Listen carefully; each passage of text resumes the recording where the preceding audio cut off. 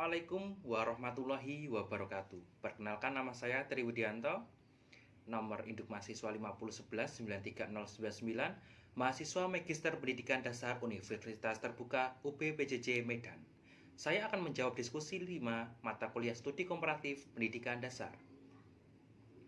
Menyikapi fenomena ChatGPT dalam pendidikan, sebagai seorang pendidik, saya melihat fenomena ChatGPT dan AI generatif serupa sebagai perkembangan teknologi yang memiliki implikasi signifikan bagi dunia pendidikan. Berikut adalah analisis saya terhadap kelebihan dan kekurangan AI ini dalam proses pembelajaran. Kelebihan AI seperti ChatGPT dalam pendidikan. Yang pertama, sumber daya perlengkap pembelajaran. ChatGPT dapat menjadi asisten virtual yang membantu siswa mendapatkan penjelasan tambahan terhadap konsep-konsep yang kompleks. Ketika siswa menghadapi kesulitan memahami topik tertentu, AI dapat memberikan penjelasan alternatif yang mungkin lebih sesuai dengan gaya belajar mereka. Yang kedua, personalisasi pembelajaran.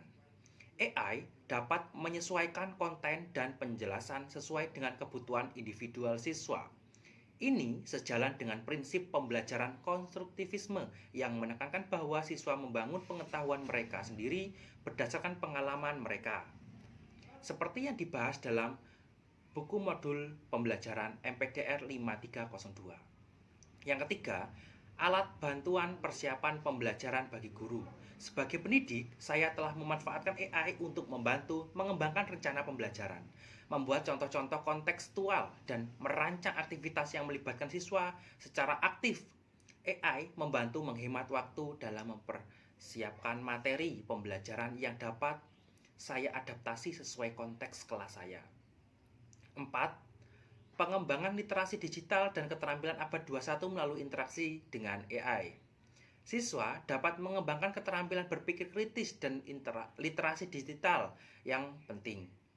Saya telah mengajarkan siswa bagaimana mengajarkan pertanyaan yang baik kepada AI, bagaimana memverifikasi informasi, dan kapan harus skeptis terhadap output AI, kekurangan dan tantangan. Yang pertama, potensi ketergantungan dan pengurangan proses berpikir sesuai dengan teori Vygotsky tentang zona perkembangan proksimal yang dibahas dalam buku modul pembelajaran MPDR 5302. Pembelajaran yang optimal terjadi ketika siswa menghadapi tantangan yang sesuai. AI memberikan jawaban instan yang dapat mengurangi proses kognitif penting yang diperlukan untuk pembelajaran mendalam. Yang kedua, isu akurasi dan kedalaman informasi ChatGPT dan AI serupa terkadang menghasilkan informasi yang tidak akurat atau bahkan sama sekali keliru yang disebut halusinasi AI. Ini menjadi tantangan signifikan dalam konteks pendidikan di mana keakuratan informasi sangat penting. Yang ketiga, tantangan asesmen dan integritas akademik. AI memudahkan siswa untuk menganalisis esai, laporan, atau solusi masalah tanpa benar-benar memahami materi. Ini bertentangan dengan prinsip asesmen autentik yang ditekankan dalam buku modul pembelajaran MPDR 5302, di mana evaluasi seharusnya mengukur pemahaman dan kemampuan siswa yang sebenarnya. Yang keempat, kesenjangan digital dan aksesibilitas. Tidak semua siswa memiliki akses yang sama terhadap teknologi AI yang dapat memperlebar kesenjangan pendidikan yang sudah ada, terutama di daerah-daerah dengan infrastruktur teknologi terbatas. Pengalaman pemanfaatan AI dalam pembelajaran. Dalam pengalaman saya, mengintegrasikan AI dalam pembelajaran, saya telah menerapkan berbagai strategi. Yang pertama, proyek kolaborasi dengan AI. Saya telah merancang proyek di mana siswa berkolaborasi dengan AI untuk mengembangkan solusi kreatif terhadap masalah nyata. Misalnya, siswa kelas 5 menggunakan AI untuk mengeksplorasi berbagai solusi mengurangi limbah plastik di lingkungan sekolah. Kemudian menganalisis dan mengevaluasi kelayakan solusi tersebut.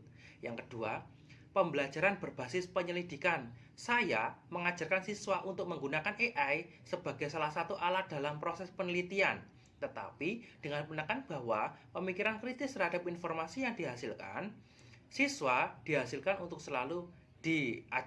selalu memverifikasi fakta dari berbagai sumber terpercaya.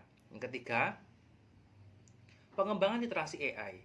Saya telah mengintegrasikan pembelajaran tentang cara kerja AI, keterbatasannya, dan bagaimana menggunakannya secara etis dan efektif. Ini membantu siswa memahami AI sebagai alat, bukan sebagai ajaib. Yang keempat, asesmen yang disesuaikan. Saya telah mengadaptasi metode asesmen yang telah menekankan pada proses pembelajaran, menerapkan pengetahuan dalam konteks baru, dan presentasi lisan. Konteks-konteks yang sulit untuk direplika oleh AI. Pendekatan seimbang untuk masa depan sebagai pendidik. Saya percaya bahwa kita perlu mengadopsi pendekatan seimbang terhadap AI dalam pendidikan. Alih-alih menolak atau sepenuhnya merangkul teknologi ini, kita perlu, yang pertama, mengintegrasikan AI sebagai alat pembelajaran, bukan pengganti proses berpikir dan bernalar. Yang kedua, membekali siswa dengan keterampilan untuk berinteraksi dengan AI secara kritis, termasuk kemampuan untuk menggali keterbatasan dan potensi bias dalam output AI. Yang ketiga, mendesain ulang asesmen untuk memastikan evaluasi autentik terhadap pemahaman dan kemampuan siswa.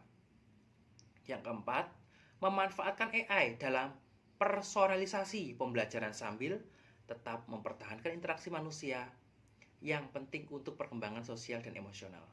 Saya percaya bahwa alih-alih melihat AI sebagai ancaman, pendidik perlu mengadaptasi praktik pedagogik untuk memasukkan teknologi baru ini sebagai bagian dari ekosistem pembelajaran yang lebih luas. Dengan pendekatan yang tepat, AI seperti ChatGPT dapat menjadi katalisator untuk transformasi positif dalam pendidikan, mempersiapkan siswa lebih baik untuk masa depan, di mana keterampilan berkolaborasi dengan teknologi akan semakin penting. Yang kedua, analisis video A Day Made of Glass 2. Sam Dai Explains Corning Vision 2012. Video A Day Made of Glass 2 yang dirilis Corning pada 2012 adalah sebuah visi futuristik tentang bagaimana teknologi kaca cerdas dapat mengubah kehidupan sehari-hari. Sebagai seorang pendidik, saya melihat video ini memiliki relevansi yang sangat signifikan dengan perkembangan teknologi pendidikan. Relevansi pendidikan modern video tersebut menampilkan beberapa konsep yang kini mulai terwujud dalam lingkungan pembelajaran. Yang pertama, ruang kelas interaktif. Dinding dan meja kaca interaktif yang ditampilkan mencerminkan tren papan pintar dan meja kolaboratif yang kini tersedia di beberapa sekolah unggulan. Meskipun belum secanggih yang divisualisasikan, kita bisa melihat bagaimana teknologi bergerak ke arah tersebut. Yang kedua, pembelajaran tanpa batas. Konsep pembelajaran yang melampaui dinding kelas seperti yang ditunjukkan dalam adegan ekspedisi lapangan dengan teknologi augmented reality menggambarkan potensi untuk menghubungkan pengalaman dunia nyata dengan konten pembelajaran digital. Yang ketiga, personalisasi dan kolaborasi. Video ini memperlihatkan keseimbangan antara pengalaman pembelajaran personal dan kolaboratif yang sesuai dengan arah pendidikan kontemporer yang menekankan kedua aspek tersebut. Kelebihan visi pendidikan dalam video visi pendidikan yang disajikan dalam video tersebut menawarkan beberapa keunggulan. Yang pertama, pembelajaran imersif. Teknologi augmented reality memungkinkan siswa memvisualisasikan konsep abstrak dengan cara yang konkret dan menarik. Yang kedua, akses universal ke sumber daya. Informasi dan alat pembelajaran tersedia secara instan dan dapat diakses di berbagai lokasi dan situasi. Yang ketiga, keterlibatan multi indera. Pembelajaran melibatkan interaksi taktil, visual, dan auditory yang dapat mengakomodasi berbagai gaya belajar. Tantangan dan keterbatasan, meskipun menarik, visi teknologi ini memungkinkan beberapa tantangan. Menghadapi beberapa tantangan. Yang pertama, aksesibilitas dan kesenjangan digital. Implementasi teknologi secanggih semacam ini memerlukan investasi besar dan berpotensi memperlebar kesenjangan antara sekolah dengan sumber daya memadai dan yang terbatas. Kedua, keseimbangan teknologi dan interaksi manusia. Video tersebut kurang menekankan aspek sosial emosional pembelajaran yang penting untuk perkembangan anak. Yang ketiga, ketergantungan teknologi. Terdapat resiko pengembangan ketergantungan yang berlebih pada teknologi untuk pembelajaran yang dapat mengurangi keterampilan fundamental seperti berpikir kritis dan penyelesaian masalah.